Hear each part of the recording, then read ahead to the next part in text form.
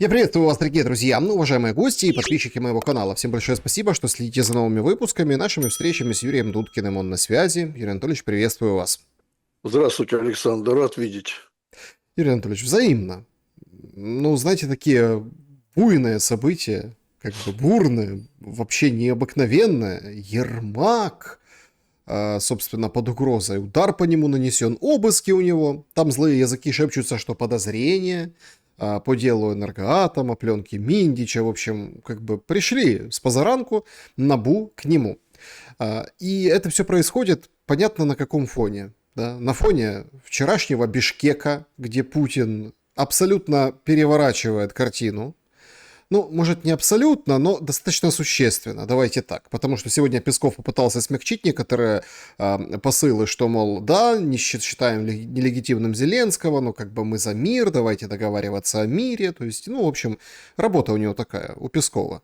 Но все прекрасно понимают, западная пресса уже как бы сначала выждала небольшую паузу, сейчас вовсю пишет, что выбор у Зеленского, вроде как надо снять Ермака и наказать, он разбирается, тогда обрушится вся его власть, все вертикали, и, собственно, тогда начнется подобие хаоса в самой системе. И в такой ответственный момент, когда и переговорный трек с вот этими пунктами обсуждается, Уиткофа ждут в Москве, а Дрискала в Киеве, и на фронте швах.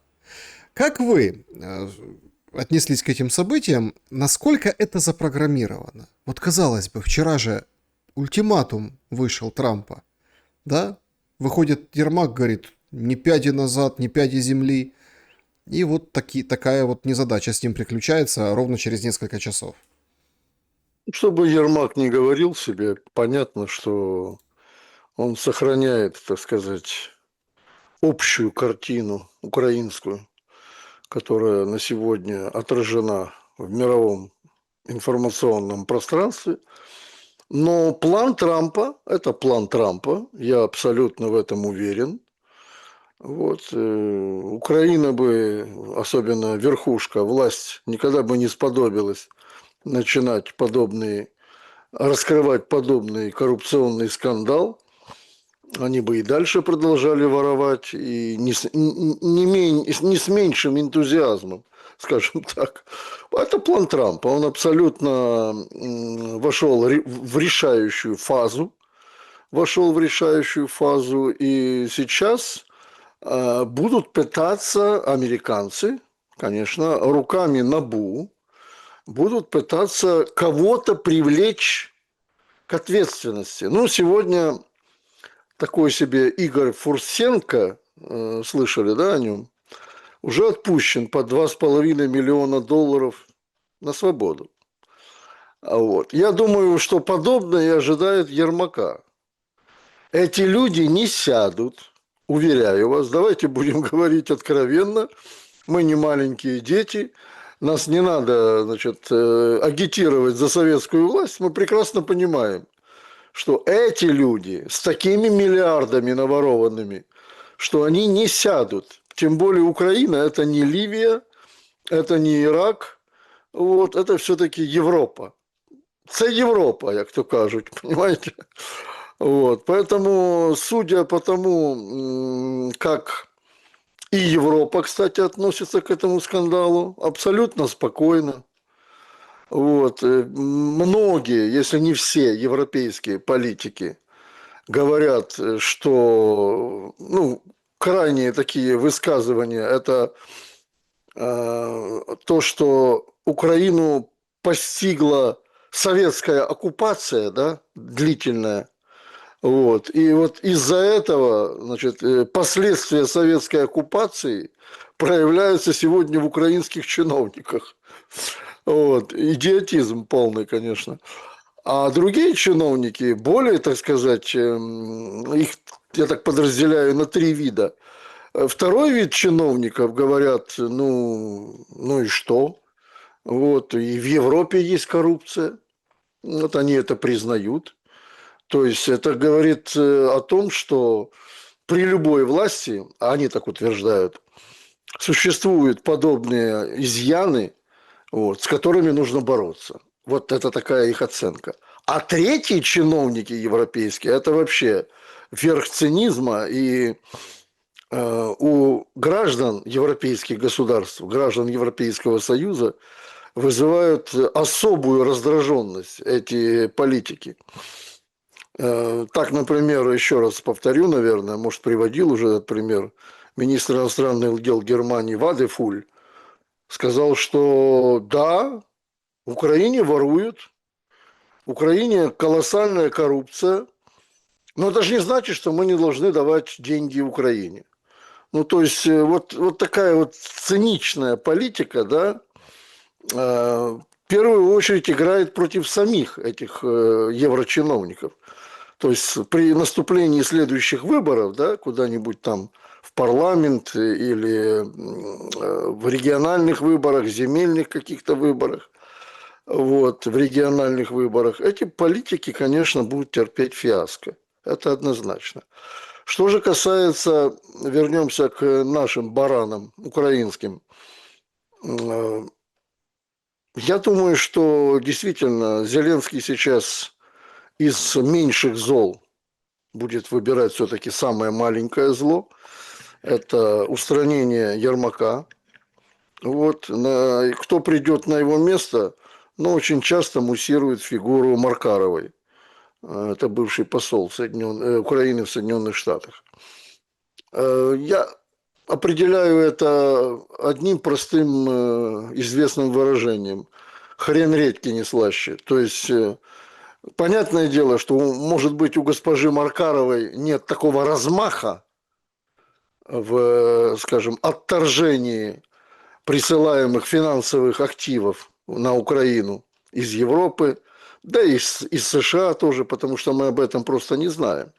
Все, что говорит Трамп там о прекращении поставок на Украину, ну, это для прессы, скажем так. И разведданные, и обеспечение оружием украинских вооруженных сил. Все остается в силе американского курса. Никто его не собирается менять в США. А на фоне вот этого миролюбия, да, и создания каких-то условий для мира, принудительного соглашения для Зеленского с подписанием каких-то бумажек по умиротворению, так сказать, в этом регионе, Трамп не отказался и никогда не откажется от мысли, как они сейчас говорят, ослабить Россию. То есть уже стратегическое поражение где-то ушло на задний план. А ослабить задача стоит. Он, например, сегодня высказался так недвусмысленно, конечно, о том, что положение атомного, ну не атомного, вообще ледокольного флота, до атомного им еще очень далеко, а ледокольного флота Соединенных Штатов, просто положение этого флота, оно смехотворно.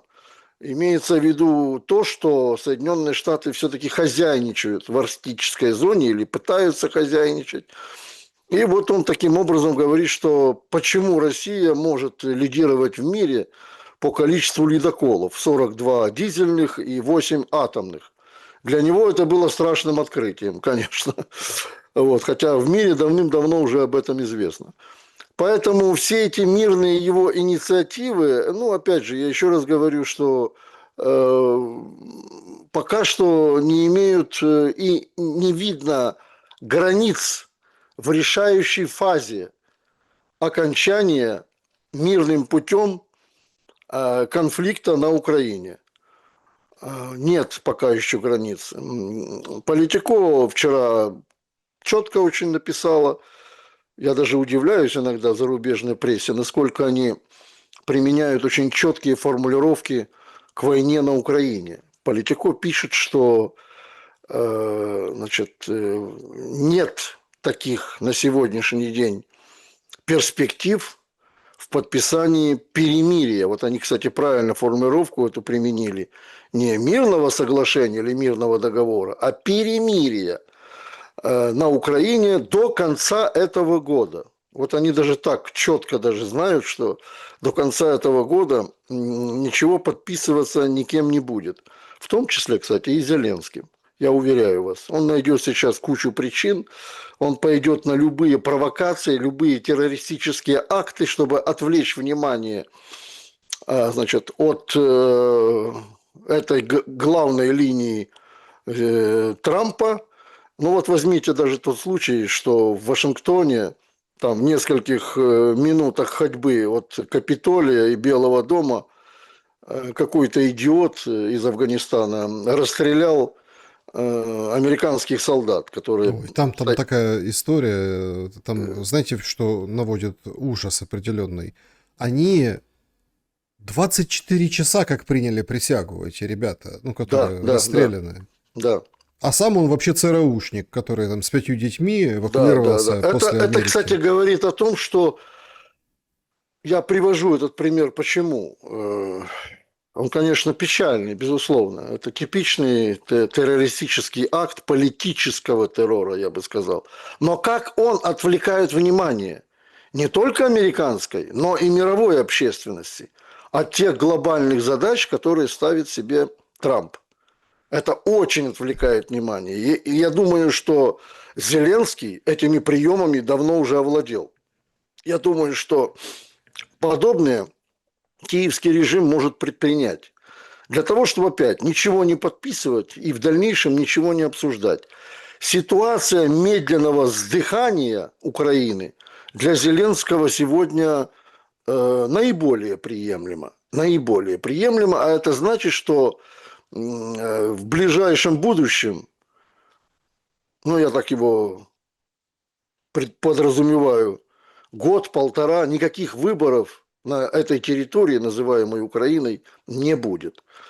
И, кстати, Путин, вы правильно заметили, в Бишкеке об этом настолько четко опять выразился. Обычно Владимир Владимирович любит применять различные дипломатические обороты для того, чтобы уйти от конкретного ответа. Может быть, иногда это и полезно, конечно. Особенно для иностранной прессы, антироссийской прессы. Но в Бишкеке президент России очень четко расставил все точки над «и». Очень четко. И что касается конкретно выборов на Украине, он сказал, что с нынешним руководством, повторил, наверное, в 10-й раз, подписывать какие-либо документы нецелесообразно. Потому что новое руководство, если еще Украина останется как самостоятельная государственная единица, новое руководство откажется от этих подписей и будет строить свою политику, и внутреннюю, и внешнюю. И будет право у этого правительства, у этого руководства таким образом выражать свой протест против того, что было когда-то подписано незаконной властью. Это абсолютно юридически верно. И здесь уж, как говорится, не придерешься. Поэтому российское руководство в этом вопросе на сегодняшний день очень щепетильно. И вопрос выборов власти новой, причем всей, по всем вертикалям и горизонталям, как верховной власти, судебной власти, региональных властей, Россия занимает сегодня очень принципиальную в этом вопросе политику. Если попробовать понять, ну вот вы все-таки думаете, что там Ермака сольют, Зеленский пожертвует Ермаком и устоит. Ну а если трактовать эту всю историю как этап смены Зеленского, смены на кого-то другого. Примечательно, что вы вспомнили Бишкек, и там в Бишкеке есть такая история, которую уже окрестили и западные, и банковые, западные источники информации, средства массовой информации, и банковые, о том, что проводится кастинг на пятую колонну. Мол, есть какие-то люди, которые готовы, ну прям перед глазами прям очередь в Кремль, договариваться. Это ведь тоже элемент большой игры, и сложно сказать, там, что она там у Трампа в отношении Украины и принуждения Украины к каким-то уступкам не безуспешная. Насколько он важен, как вам кажется?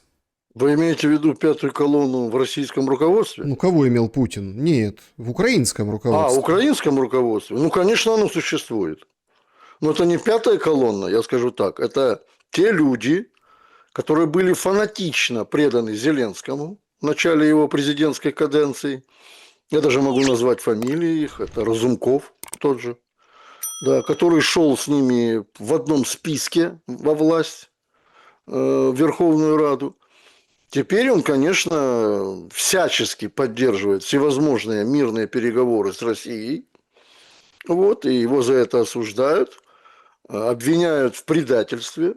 Вот. Хотя для меня лично фигура Разумкова крайне сомнительна.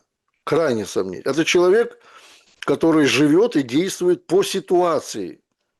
То есть он не владеет государственным мышлением о том, что будет дальше с Украиной и как устранять последствия того, что она приобрела за 30 лет, в кавычках приобрела. Имеется в виду нацистскую идеологию. Он об этом вообще не говорит, не заикается, как будто этого не существует.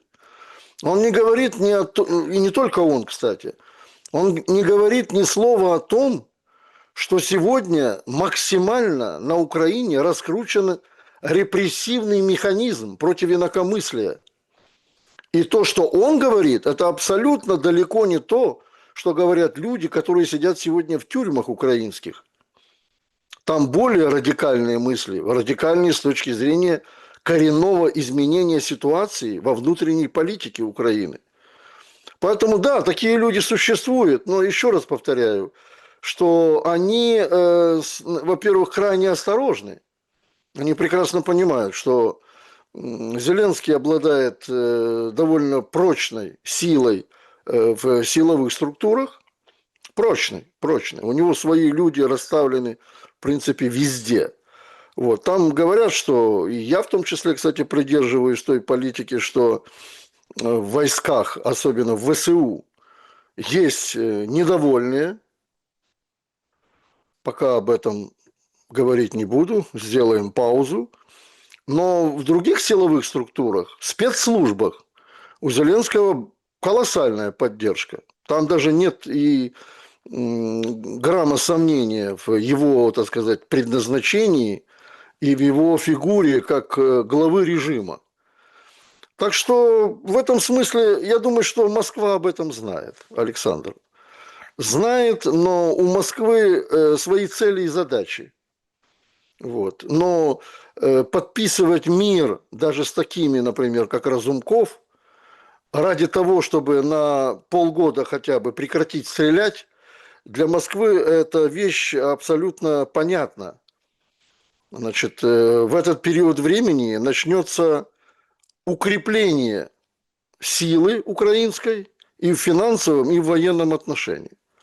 В Кремле нет наивных людей в этом смысле, потому как, еще раз повторю, 8 лет Минских соглашений, пытаться их запустить со стороны Москвы, окончились ничем по вине киевского режима. Вначале Порошенко, а потом Зеленского, который, сидя в Париже на нормандской встрече, издевался над словами Путина. Нет сейчас у меня вообще никакой, скажем, даже малейшей надежды на то, что Кремль будет опираться на этих людей. Кремль сейчас, ну, это, в принципе, звучало в Бишкеке, настаивает на том, что его ситуация устраивает. Да, можно сколь угодно там смеяться над тем, что Путин перепутал Константиновку, назвал там Комсомольском, хотя Комсомольску в прошлом, да, надо бы задуматься, ну, непосредственно. Это так, грустно, конечно, но все-таки ирония. Гуляй-поле какими-то вообще другими красками заиграла сегодня. Значит, вчера выходит спикер официально и говорит, какая-то такая непонятка произошла, в общем, ротация была подразделений, и он очень так грамотно упаковал бегство отдельного подразделения с позицией. Ну, то есть командир, все, отступили, а там нет никого, в общем, ушли. И это тоже интересно, потому что как бы несанкционированно оставили позиции. Но для спикера тем более человека, который пытается, ну, понятно, что он пытается сделать, да, пытается как бы вроде как не соврать, но как-то описать эту ситуацию. Главный же вопрос, нужно на него понимать ответ, а что дальше было с этими людьми, которые покинули позиции? Они покинули и где? Ну, чуть-чуть глубже в тылу, или они разбежались по ЗСЧ, или они что, в смысле покинули позиции, или не сдались, или ротация произошла, не произошла. Видим, что не произошла, потому что сегодня приходят сообщения, это все активно купируется контрсообщениями, что в Гуляйполе там все, остановили фронт, все нормально, прорыва нет, все хорошо. Ну, вот эти, как бы, старая история о том, что там 314 человек и больше никого нет, и они там ползают, переодеваются или каким-то другим тушкой, чучелом пытаются, россияне пытаются зайти в населенный пункт. Но бои уже внутри Гуляйполя. Это вообще создает над этой зоной достаточно тревожное впечатлление. И прав получается Дрискл, у которого, я так понимаю, сегодня второй раунд. Ну, это ближе к вечеру, наверное, может, завтра.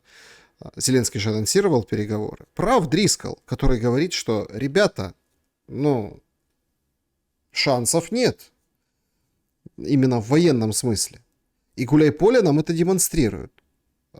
Как вы оцениваете динамику фронта и на каких горячих направлениях вот лично вы сделали бы акцент?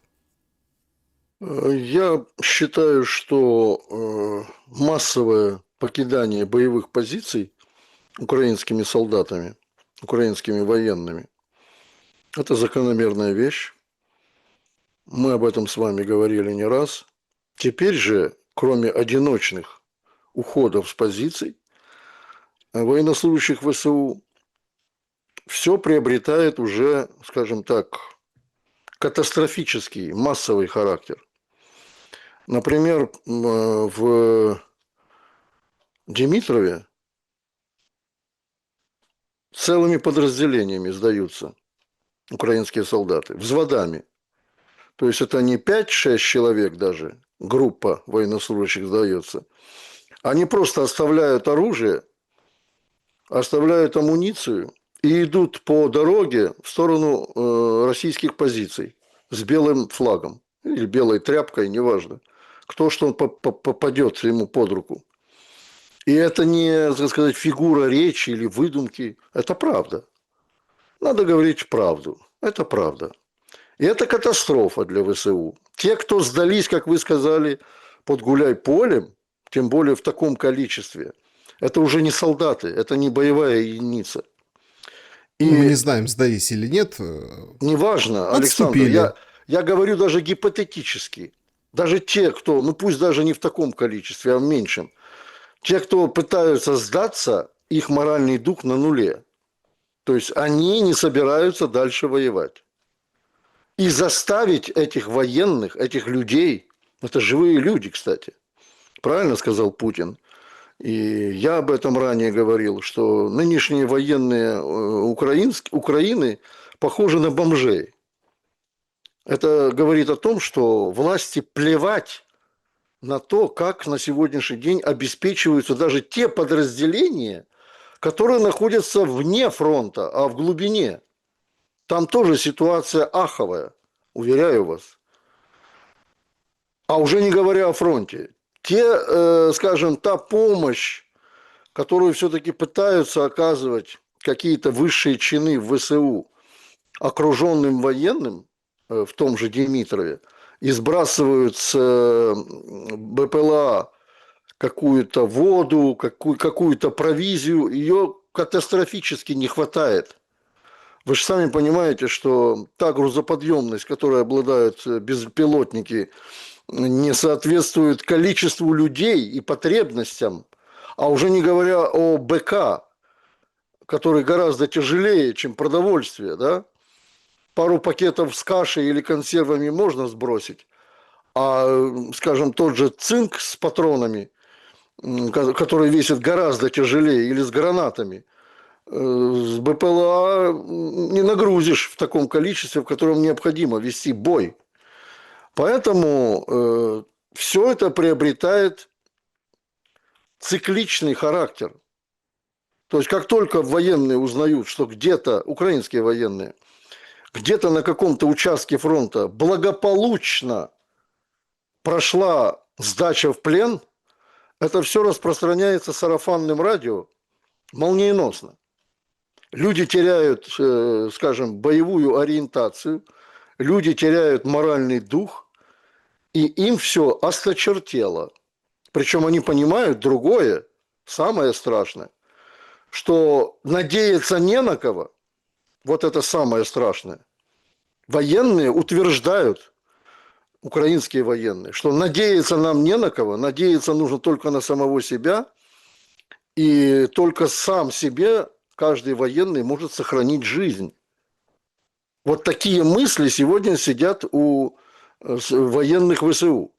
Что же касается в целом по фронту, да, ну, на сегодняшний день, ввиду того, что уже было, я опираюсь на выступление начальника Генерального штаба Вооруженных сил Российской Федерации генерала армии Герасимова, существует 16 таких основных направлений. Но это как протуберанцы на солнце. То есть линия фронта, она не такая гладкая, как кажется многим, в 2000 километров. Она с такими идет всплесками, изгибами. Эти всплески как раз и обозначают прорыв отдельных боевых групп по фронту вглубь украинских позиций. То есть таких направлений 16, ну где-то так, приблизительно, как сказал начальник Генштаба. Около десятка городов уже находятся либо под полным, либо половинчатым, частичным окружением.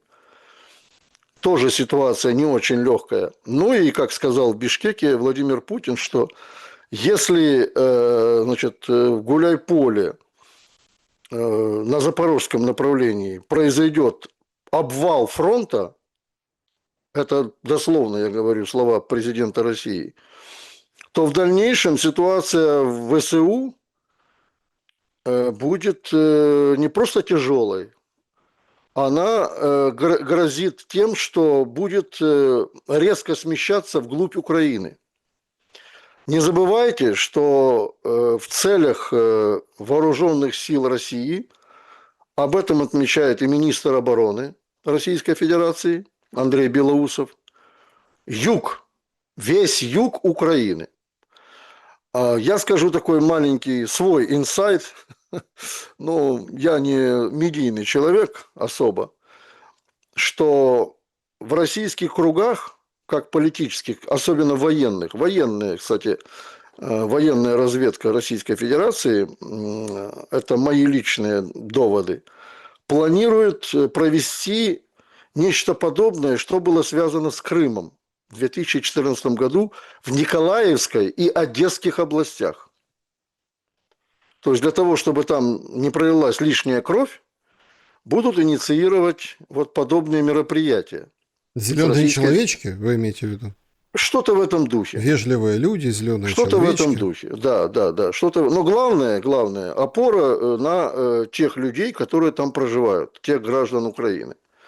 То есть понятно, что никакие зеленые человечки не способны коренным образом изменить жизнь людей, если они этого не захотят.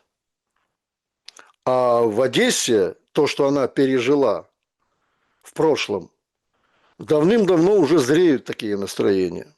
Ну и цели, конечно, Российской Федерации, повторюсь в очередной раз, отрезать полностью Украину от моря. Азовское море уже целиком российское.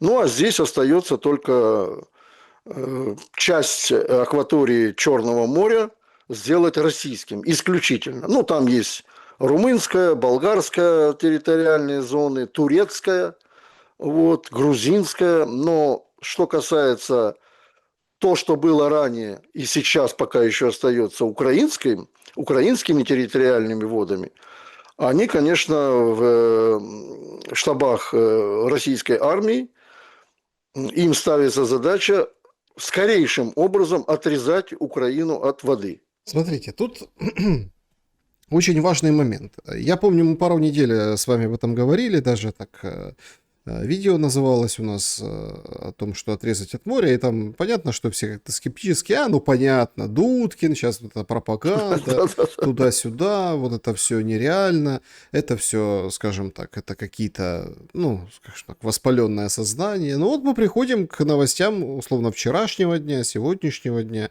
Выходит Степашин, говорит о том, что Николаев и Одессу на втором этапе войны, причем мирно, ну, то есть не разрушая, имеется в виду. Есть такие планы взять. Ну, ладно, Степашин, это все понятно, да, там, это у них с Дудкиным одна башня Кремля, да, и вот это они там в этой башне заседают и как бы транслируют, облучают пропагандой российской, и ПСО, российской пропагандой.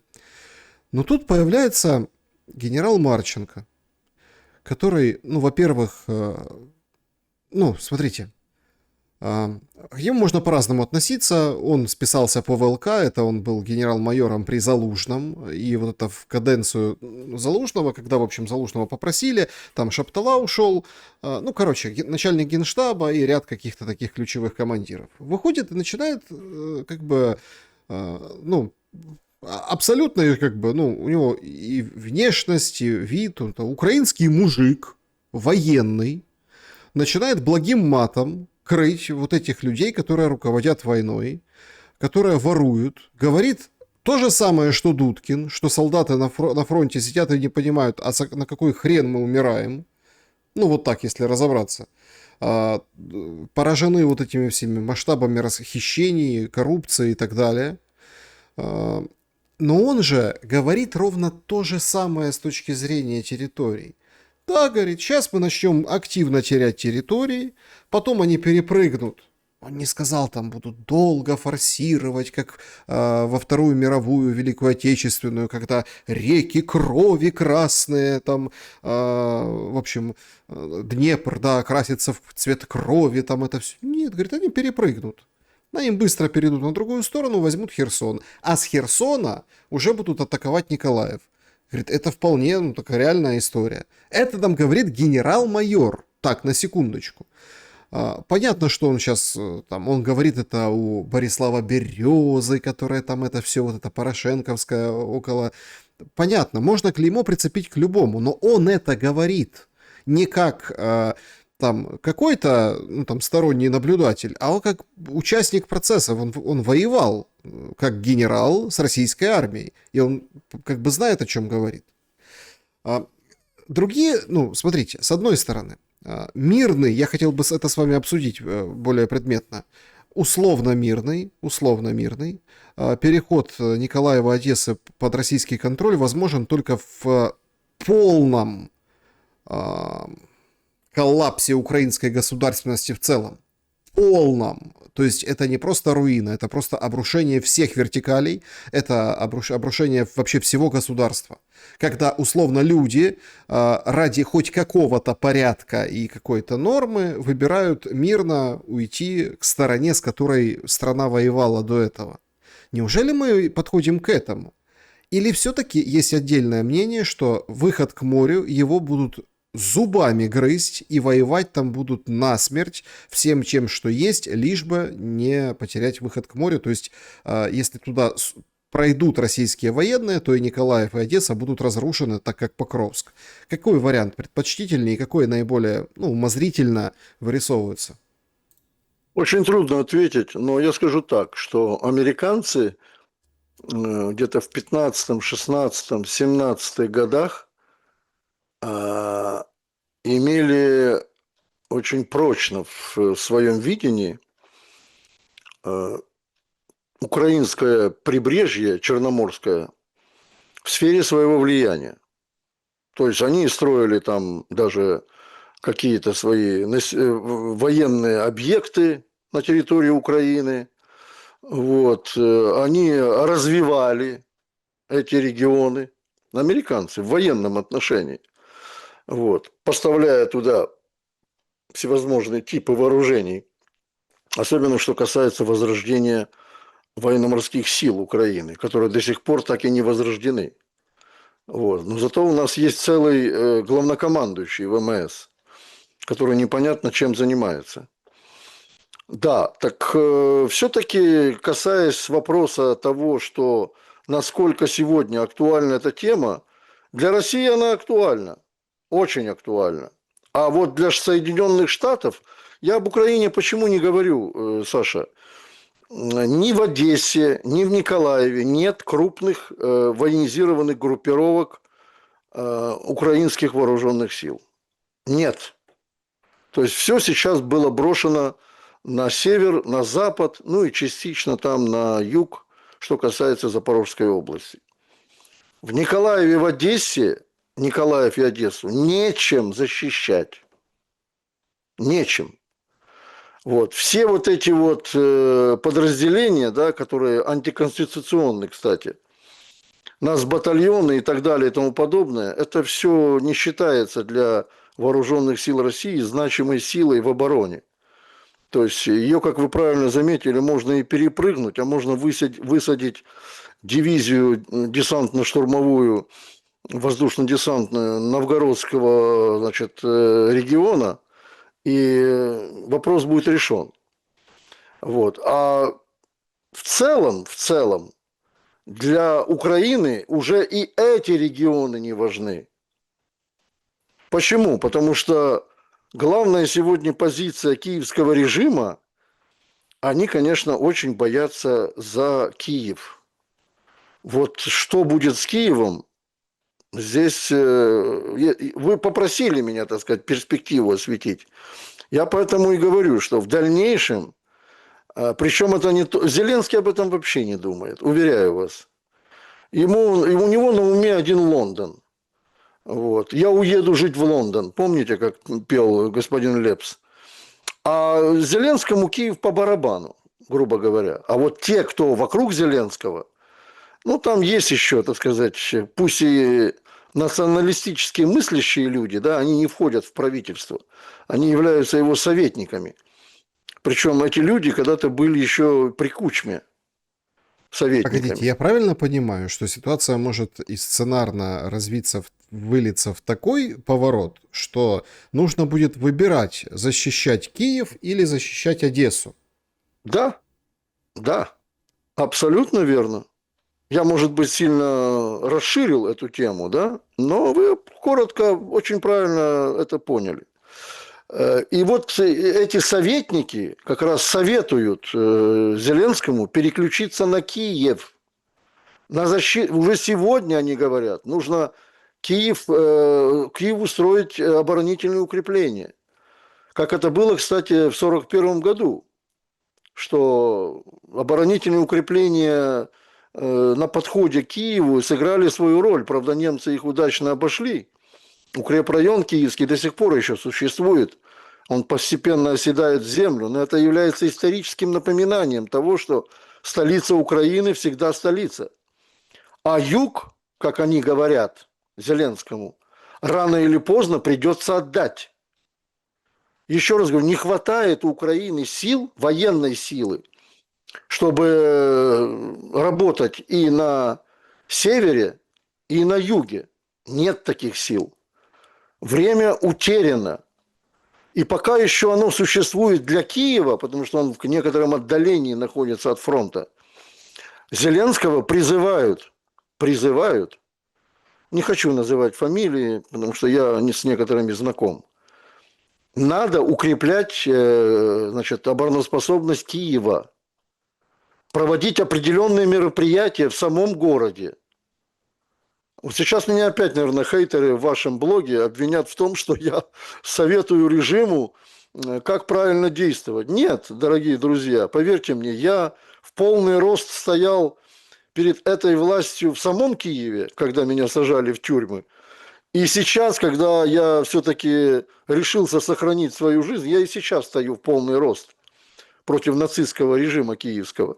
Но я освещаю ту ситуацию по просьбе Александра, кстати, он тоже здравомыслящий журналист. Хотя там тоже на вас, Александр, вешают многих собак. Я эти собаки читаю. Вот. Но тем не менее вы прекрасно тоже понимаете, что ситуация с падением режима, она, ну, скажем, временная. Крах непосредственно с падением режима Зеленского приближается с каждым днем все ближе и ближе. Так а что раньше? Ну, по логике. Должна обрушиться власть, а потом вот это все, о чем, ну, вы говорили выше. Или должно произойти все то, о чем вы говорили выше, а потом и власть обрушится, а Зеленский будет до конца. А вот вы думаете, что если обрушится власть, то иссякнут идеи, что делать дальше у России? Идей полно у Российской Федерации, как обустроить, во-первых, жизнь для людей, потому что население, гражданское население Украины, страдает, я даже считаю, в наибольшей степени, чем военные. Вот эта вся нехватка, безденежье, отсутствие энергоресурсов и так далее и тому подобное. Это колоссальным образом влияет на настроение жизни людей. И Россия знает, что в этом случае нужно делать.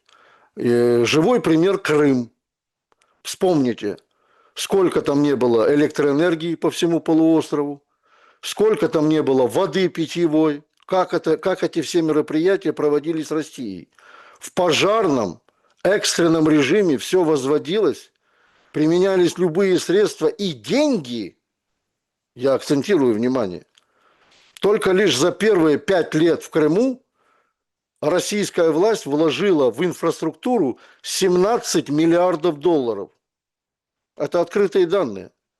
За первые 5 лет в Нет, Крым. ну, знаете, у нас принято вот это, украинцев, вот там они, Крым, показывают какие-то, не знаю, полузаброшенные базы, вот при Украине смотрите, сколько было отдыхающих, сейчас ни одного отдыхающего. Ну, простите, Херсонес отстроили. Херсонес, я имею в виду заповедную зону вот эту, да, то есть Крепость. памятник, историческую зону, Да, да. да, да. То есть аэропорт, да, понятно, сейчас не летают, ну, понятно, почему не летают. Но он заново построен, по Новый, сути. то есть, Новый, да, да, да. точно так же там и строительство, и ЖК, и все остальное. Кто-то 4 жалуется. ТЭЦ было возведены. 4, которые полностью обеспечивают Крым электроэнергией. Ну, кто-то жалуется, кто-то не жалуется, нравится, не нравится кому-то новые, ну, новоделы, новостройки, да, имеется в виду, какие они, да, из себя, сами по себе. Но, как бы, тут момент в другом. Я страшную, как бы, тему поднимаю последние несколько дней, но с вами я хочу ее прям поднять, в школе мы за это зашел разговор. Тут Минэкономразвития Украины обещает 2 миллиона за жилье украинцам. Ну, понятно, кто-то может сказать, это очередная, скажем так, популистическая мера. Вот как 1000 Зеленского. Что ж цирк, понимаете? Люди жалуются в соцсетях, говорят, мне пишут мои подписчики, да, рассказывают свои истории, как они приходят, пытаются расплатиться этой 1000 в аптеке, а им отворот-поворот. Нельзя. Ну, то есть не проходит оплата. Есть даже все-таки люди, они так, ну как, на выручку все равно приходят, да, уже записывают другие ролики о том, что тушенку, всякие печенье, ну вот это вот еду, то, что можно съесть, можно купить на Укрпочте. И на Укрпочте ты приходишь и проходит. То есть, ну, книжку в интернете можешь купить, но имеется в виду тут четкий совет. То есть, если хотите на еду, чтобы что-то съесть, в отделениях почты обычно есть еда. Ой, так вот, Минэкономразвитие 2 миллиона дает, и злые, ну, такие наметанные глаза разного рода людей, которые умеют сравнивать, начинают сравнивать это с российскими сертификатами на жилье жителей Херсонской области во время отступления российской армии с другого берега по Антоновскому мосту в 22 году. А это же означает, что вот как с этим планом, да, все вот это вот эмоции. Аксиус пишет, Зеленский знал за неделю все пункты, что будет ехать Дрискл, как будут себя вести американцы. Точно так же и здесь. Они, может, знают все заранее, и условно Краматорск и Славянск будут отселять. Ну, здесь уже речь идет даже не только о Краматорске и Славянске, потому что они однозначно будут взяты. А россияне и лично российские солдаты кровь на этом направлении проливают не просто так, чтобы, подписав мирное соглашение, остановиться или вообще уйти. Это Донецкая область, а Донецкая область по Конституции находится в юрисдикции Российской Федерации. Конституция России имеется в виду. Поэтому эти призывы к эвакуации уже звучали и в Киеве. Я не зря об этом говорил выше. Уже звучали и в Киеве. И по моей информации, люди, у которых есть малолетние дети, покидают Киев. Я не скажу, что они переезжают там в другие страны, но то, что они перемещаются на запад Украины, а запад Украины большой, это не только Львов, вот, это и Житомир, это и Хмельницкий, это и Каменец-Подольский, и Ужгород, ну и так далее, и так далее. Кстати, в Ужгороде почему-то, тоже по моей конфиденциальной информации, сейчас концентрируется наибольшее количество переселенцев с центра Украины.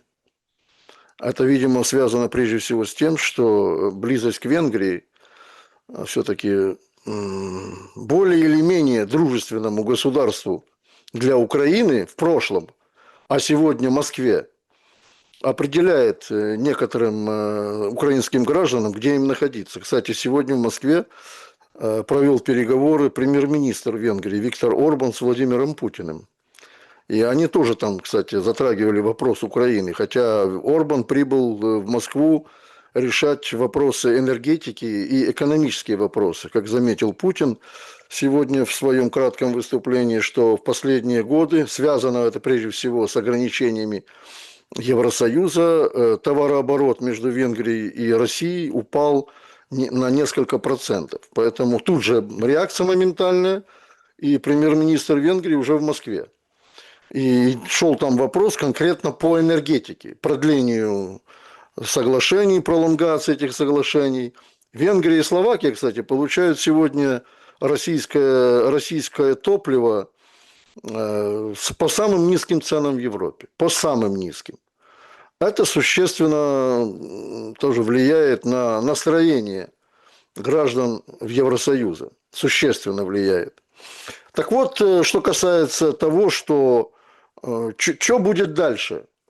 Ну, как мы говорим с вами, что люди, которые находятся сегодня в далеком тылу украинском, и в том числе в столице Украины, тоже испытывают на себе, терпят пока что вот эти всевозможные игрища украинской власти.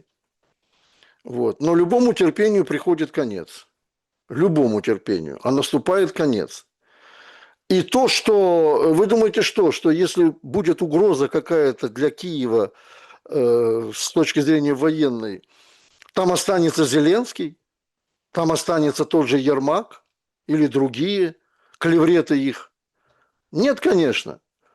Так же, как и на фронте, Киев будут бросать на произвол судьбы. Там останутся, может, в лучшем случае военные, да, которые все-таки должны будут подписать капитуляцию. Ну, кому-то же надо подписывать. Вот. Но вся эта верхушка, захватившая власть, она вся заблаговременно, уверяю вас, а не в день, так сказать, времени Че, будет уходить на Запад. Глубокий Запад. И я думаю, что плацдармы подготовки такого ухода уже подготовлены. Они уже знают, куда, как вы правильно говорите, Зеленский все знает. Хоть и об этом пишет Аксиос, но тем не менее Зеленский, мы можем с вами тоже догадываться, он все прекрасно знает. Боясь за свою шкуру, он будет патологически нацелен на то, каким образом ему уходить. Этих вариантов, или как раньше мы выражались, план А, план Б, план Ж. У него эти планы уже существуют. Глубоко плевать ему на украинских граждан, уверяю вас. Юрий Анатольевич, чтобы точку в разговоре поставить, я попрошу вас прокомментировать сенсационную новость от The Telegraph, которая звучит так. США готовы признать контроль России над Крымом и другими занятыми российскими войсками территориями, чтобы заключить соглашение о прекращении боевых действий. По информации издания, именно с этой целью президент Трамп направил в Россию Виткофа, и он должен озвучить Путину прямое, не вот это по 4 часа общаться, вырабатывать что-то, а прямое предложение. Вместе с ним, собственно, полетит, пока по этой информации, это будет на следующей неделе, полетит зять Кушнер. Да. Я не знал, что есть такая должность, зять в американском правительстве. Почему зять Путина один, второй не участвует в политических процессах? Вы знаете, что есть такая должность, как Миндич? Тоже верно, да. Почему да, Миндичу можно, а зятю нельзя? Ну, это анахронизмы нашего времени, да, я с вами согласен. Да, что вы хотели дальше сказать? Смотрите, Путин легист. Ну, можно там спорить, можно говорить там референдум в Крыму незаконный, но он там был проведен. На вот этих территориях тоже там вы же помните, и обстреливали ЦИК, когда вот референдумы проводили, и выборы местной власти, референдум по российскому законодательству, да, проходил на занятых территориях. Но если ему прийти и сказать, мы США, мы условно признаем Крым, ну или там, не знаю, может что-то другое, может Крым плюс то, что реально на земле. Условно, Путин, смотри, вот мы сейчас останавливаемся по линии, Донбасс окей, ну я так понимаю, просто я не знаю, но судя по всему, это из Донбасса Путин сам говорил, в Бишкеке надо выводить войска. Это он, наверное, имел в виду Донбасс, когда Украина должна вывести войска. Наверное. Значит, смотри, Путин, вот останавливаем как есть войну, может быть Донбасс, и мы, США, юридически признаем эти территории. Но ты не идешь дальше. Заманчивое предложение. Ну, давайте я поставлю себя на место Путина. Да простит меня Владимир Владимирович. Значит, признание. Ну, признавать нужно, как говорится, не 3 региона, а 5 регионов. Потому что это является неотъемлемой частью российского законодательства. И от этого никто не отступит. Или, как говорят в Москве, эта тема с Крымом даже не обсуждается. А второй вопрос. По большому счету, вот уже находясь в свободном плавании, в российском свободном плавании, Крым не нуждался все эти 11 лет в признании ни от кого. То есть абсолютно пофигу для Москвы было, признает Европа Крым российским, или, значит, США и Канада, или не признает. Но им абсолютно все равно. Теперь, что касается самого признания. Да, может быть такое предложение, я с вами согласен, для того, чтобы остановить российские войска. Замечу, что российские войска развивают успех на фронте. Остановить российские войска, ну, это, скажем так, это не по-военному, когда войска успешно наступают. Ни один полководец, ни один командующий, главнокомандующий, никогда при наступлении не останавливается вот так вдруг внезапно. Это еще один, так сказать, одна причина против того, что затевают американцы. А что касается самого признания непосредственно, то здесь, как говорится, фраза Ильфа и Петрова «утром деньги, вечером стулья» играет не последнюю роль. То есть вначале не просто США там признают, Москве плевать, что там признают в Вашингтоне, а Соединенные Штаты и члены Совета Безопасности единогласно должны это признать. Единогласно, потому что в Совбезе не существует даже при одном воздержавшемся Не существует того, что большинством кто-то принимает решение. Там только полный консенсус. Не, ну почему? Воздержавшиеся можно. По газе вон Китай и Россия воздержались. И что? М, Приняли же И резолюцию. документы не были приняты. То есть для того, чтобы документ был принят, Александр, на Совбезе должны все голосовать единогласно. Понимаете? Поэтому вот это и есть та квинтэссенция, по которой действует Российская Федерация. Главное в этом смысле то, что дежурную фразу повторю, может быть, кому-то набившую уже оскомину. Цели и задачи свои Россия достигает на сегодняшний день. Процесс переговорный, конечно, нужен. Ради бога, можно говорить, и это хорошо, когда стороны говорят. Но массовым затейником вот этим, массовиком в этих войнах были как раз Соединенные Штаты. Это они все подрывали на Украине. И вот так просто с кондачка, да, что мы вот вам признаем вас, так сказать, эти 5 областей, давайте остановимся.